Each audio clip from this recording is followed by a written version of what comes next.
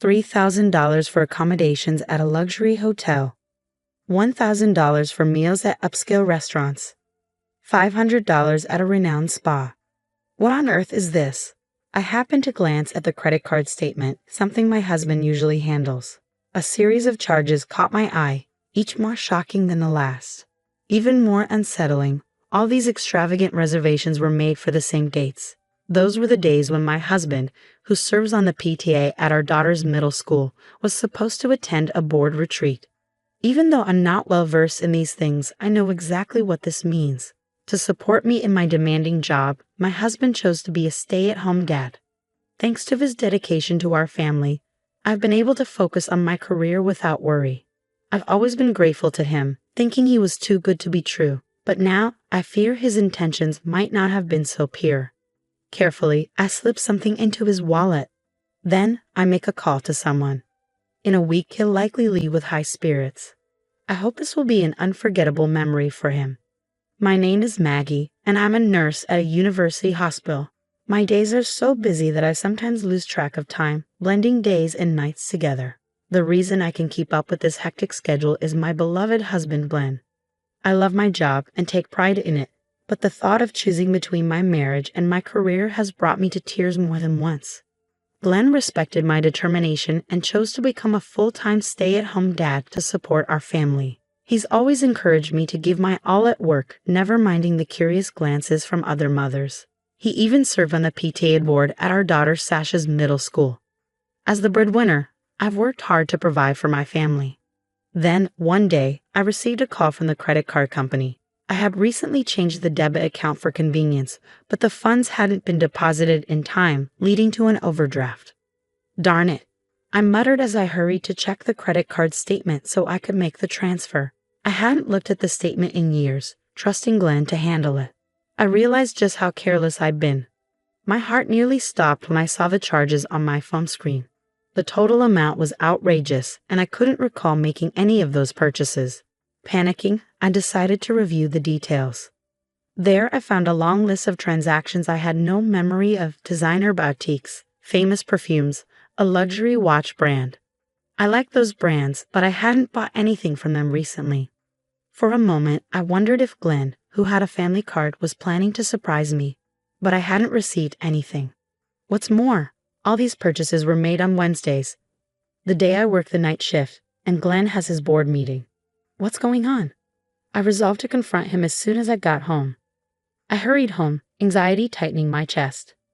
Just as I was about to reach my front door, a voice called out to me. "Hi, Maggie. Long time no see. Heading home from work?"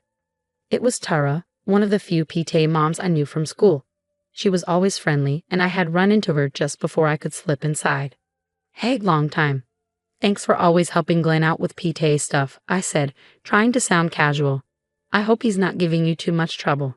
I didn't know what else to say, so I stuck to the familiar, safe topics. Tara smiled and gave me a playful nudge on the shoulder, teasing me for acting a little distant. As she shifted closer, a familiar fragrance filled the air, a perfume I knew all too well. It was the signature scent of Puffy Marie, the very same brand listed on my credit card statement. I'd wanted that perfume for ages, had tested it multiple times at the store, but never ended up buying it. The scent lingered in the air, unmistakable, tugging at memories. "Smells amazing," I said, trying to keep my voice steady. "That's the one I've been eyeing forever. Did you buy it?" I didn't even know why I asked her that. Maybe it was jealousy, maybe it was something deeper.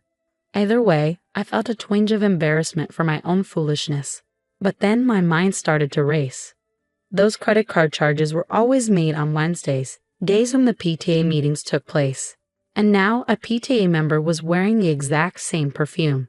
As soon as suspicion took root, it began to grow, faster than I could control. Oblivious to my inner turmoil, Tara smiled brightly and said, "Actually, I got it as a gift. It was our anniversary the other day." She giggled, looking as sweet as ever. "Oh, that's so lovely. You two are still so in love," I replied, forcing a smile while trying to push away the dark thoughts creeping into my mind.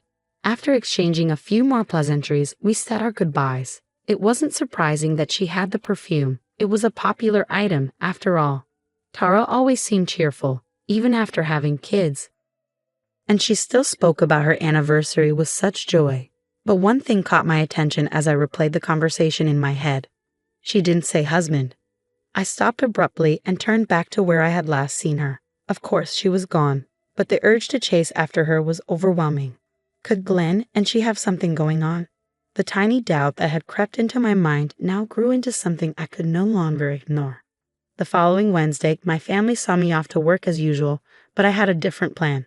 I asked my colleagues to let me leave early. I didn't tell Glenn, of course. Telling him would have defeated the purpose. I waited for him a short distance from our home, watching and waiting. Soon my mother-in-law arrived to babysit, and Glenn left for his meeting, just as he did every week. So far, everything was routine. I followed him to the school, where the board members gathered in a classroom for their meeting. After about half an hour, the meeting ended, and the members began to leave. Most headed straight home, but Glenn lingered, and then he emerged, arm in arm with Tara. They stared into each other's eyes, their fingers intertwined as they walked toward a nearby hotel. They had no idea I was only a few meters behind them, my face twisted with rage and sorrow. I had trusted him. I had loved him. Had he encouraged me to work long hours just to suit his own convenience? I stood there, feeling utterly betrayed and filled with despair. As if to confirm the painful reality, my phone buzzed with a notification, the latest credit card charge, showing the hotel bill he had just incurred. After what felt like an eternity, they finally left the hotel, looking carefree and content. I calmly snapped pictures of them. There were no more tears. Not even a trace of affection remained in my heart. After that day, I avoided Glenn as much as possible, using my work as an excuse. Part of me wanted to divorce him immediately, but that would mean taking Sasha away from her father. I needed time to think, to decide what was best for all of us. Mom? Sasha's sudden voice snapped me back to reality. Since that day, I had been crying alone in the living room in the middle of the night. I thought I was being discreet, but it seemed she had noticed something was wrong. Whether she couldn't sleep or had just woken up, she came out of bed late one night and gently hugged me. I don't want you to be sad. Your enemies are my enemies. I won't forgive anyone who makes you sad. Her words broke the dam that had been holding back all my emotions. I wept like a child, tears of gratitude for her, apologies, and everything else pouring out. If I divorce your dad, things won't be the same as before, I confessed, my voice trembling. We'd have to move, and we wouldn't be able to see him every day. You might even have to change schools and leave your friends behind. I let all my worries spill out, one after another. But she interrupted me, her voice steady and sure. I still want to be with you, Mom. I want to be a nurse like you. I'll be fine, so please, do what you need to do. She held my hands tightly. Thank you, sweetheart, I whispered, feeling a new strength well up inside me. Encouraged by her words, I decided to act on my plan. I had gotten into the habit of checking my credit card statements regularly and soon discovered that Glenn was planning a week-long trip, supposedly for a PTA board retreat. In the past, I would have signed off without a second thought, but common sense told me it was unthinkable for parents with children to be away from home for a week at the same time. Even if it were to happen, the destination and type of hotel Glenn had booked were far from the norm. He had underestimated me, assuming I wouldn't find out, but his attempts to hide the evidence were becoming increasingly difficult. I had gathered more than just the list of credit card transactions. I had detailed records of the courses at a chic restaurant, the confirmation of the hotel booking, and even a request for a surprise cake. I had been so grateful to him for quitting his job and becoming a stay-at-home dad. I felt it was my duty to work hard to provide for our family in return. But I definitely wasn't working so he could betray us and fool around like this. He was not going to get away with this. On my next day off, I calmly set my plan for revenge into motion. First, I called the hotel and every restaurant he had booked. Even though the reservations were made in his name, I knew all the details, and when I mentioned I was his wife, they didn't suspect a thing. Later that night, I took his wallet, which he had left in the living room, and pulled out his credit card. Before we got married, he only carried cash and had never made his own card, aside from the family one we shared. If his only card went missing, he wouldn't immediately think something was wrong, so I replaced it with an expired card I found. It had been renewed about 6 months ago, but I'd been too lazy to dispose of it. I almost laughed at how my own laziness had worked in my favor. The expired card looked identical to the new one, but of course it wouldn't work. If he tried to use it, he quickly realized something was off, but that would only happen once he was far from home. I'm leaving now. Got a lot of discussions to make the school better. Sasha, take good care of your mom. Okay. Glenn left the house smiling, completely unaware of what was coming. Sasha and I saw him off with matching smiles, though mine held a secret. I could have confronted him right then, but strangely, I felt a deep sense of peace, knowing this was the last time I'd see him. Well, let's get started, I said calmly. Yes, Sasha replied. The moment Glenn was out of sight, our smiles vanished, and we rushed to pack our belongings. The movers arrived shortly after, and thanks to their efficiency, we settled into our new home in no time. Excuse me, where should we place these? One of the movers asked, pointing to a stack of boxes. Oh, don't worry about those. Just leave them there, I said. The boxes, filled with Glenn's belongings, were all that remained of him in our lives. I handed them over to another mover who came to pick them up. There was nothing left in the house after that. In the living room, once filled with memories, I left a pile of credit card statements and the photos I had taken of him and Tara. Beside them, I placed my wedding ring, now meaningless, and the dreaded divorce papers. My phone buzzed with missed calls, every single one from Glenn. He must have noticed something was wrong during his trip. Too bad for him. I sent him a text, calmly explaining that I had been unable to respond due to several emergency operations. I glanced at my vibrating phone in the taxi and quickly shoved it to the bottom of my bag. By the time his frantic calls had stopped, my call history was filled with his desperate attempts, almost 100 of them. Sasha and I couldn't help but giggle at the sight. Oh right, I should probably make one last call, I said smirking. Yeah, that's a good idea, Sasha agreed. We dialed the number. Later that day. What's going on here? Maggie? Sasha? Anybody home? Glenn returned from his week-long affair, brimming with confidence only to be met with an empty house. His face turned ashen as he saw what I'd left behind. Credit card statements, divorce papers, and a photo of him and Tara. He tried calling me repeatedly, but of course I didn't answer. I blocked him. Then his phone rang. An unknown number. Desperate, he answered, hoping it was me. Hello? What the hell have you done? I was asked to pay for all the bookings I'd already prepaid online, and now my credit card is expired. Do you have any idea how humiliated I was? This is nothing but harassment. Did you have to borrow money from everyone, Glenn? If you borrowed $5,000 from each of them, that's quite a sum. Did you go overseas? I hope Tara didn't give you too much trouble, came the cold, commanding voice from the other end. Glenn went pale and began trembling so badly he couldn't get a word out. Is this Tara's husband? Glenn stammered. Yes, this is her husband. I know everything about you two. I will be demanding alimony from her, and I won't let you both get away with this.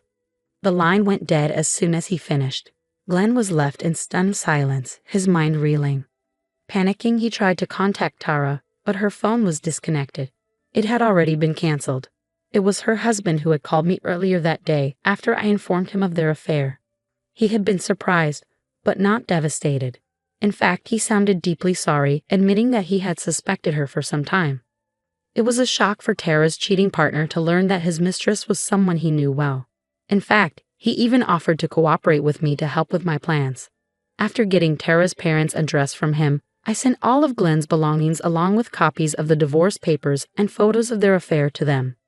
Naturally, Tara's parents were furious. Their outrage was so intense that the entire neighborhood soon knew about Tara's divorce and her potential loss of custody due to her infidelity. Her parents, who were wealthy and ran a successful local business, were particularly appalled. They had expected their daughter to get their support regardless, but her actions had tarnished their family's reputation. They refused to let her inside their home when she came to them in tears. With nowhere else to turn, Tara ended up living alone in a small apartment, working grueling hours at a notoriously low-paying job to manage alimony payments. Meanwhile, Sasha and I moved in temporarily with my parents until the divorce was finalized. Glenn returned to his old life, though I've stayed in touch with his parents, who still cared deeply for Sasha. According to his father, Glenn now spends every waking moment on the farm. struggling to keep up with alimony and child support payments. His father sounded deeply disappointed in him. My attorney successfully negotiated a substantial alimony settlement on top of child support, making Glenn's monthly payments quite hefty. He'll likely have to work hard for years to come just to get by, with little left for himself. It seems like a relentless struggle. Once the divorce was finalized, Sasha and I moved into a new home. She transferred to a different school where her new teachers and classmates welcomed her warmly, and she's been thriving in her new environment. With Glenn now a part of the past, I handle the housework myself. Balancing work and home is more challenging than I had anticipated, but I find it preferable to living with deceit and betrayal. I feel rejuvenated and free from the negativity that once clouded my life. I'm more determined than ever to find happiness and put my full effort into everything I do.